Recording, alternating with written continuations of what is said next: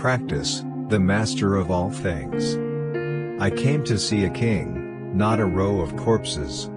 If you want a rainbow, you have to deal with the rain. I'd always thought the world was a wish-granting factory. Better a cautious commander, and not a rash one. Whatever is done well enough is done quickly enough. I have never been over-concerned or obsessed with opinion polls or popularity polls. I think a leader who is a weak leader. To seek to keep the established constitution unchanged argues a good citizen and a good man. May it be my privilege to have the happiness of establishing the Commonwealth on a firm and secure basis and thus enjoy the reward which I desire, but only if I may be called the author of the best possible government. Young men, listen to an old man to whom old man listened when he was young. Bear with me the hope when I die that the foundations which I have laid for its future government will stand firm and stable.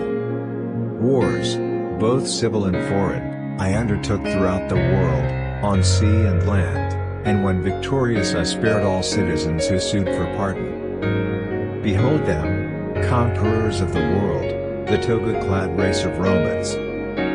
Let us be satisfied if we can make people stop short at unkind words. Present a petition with as much hesitation as you would a penny to an elephant.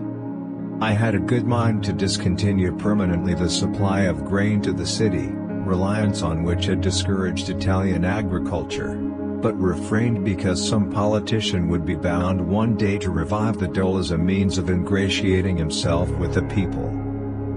At the age of 19, on my own initiative and at my own expense, I raised an army by means of which I restored liberty to the Republic, which had been oppressed by the tyranny of a faction. To seek to keep the established constitution unchanged argues a good citizen and a good man. After this time I surpassed all others in authority, but I had no more power than the others who were also my colleagues in office. Those who slew my father I drove into exile, punishing their deed by due process of law, and afterwards when they waged war upon the Republic I twice defeated them in battle, hastened slowly.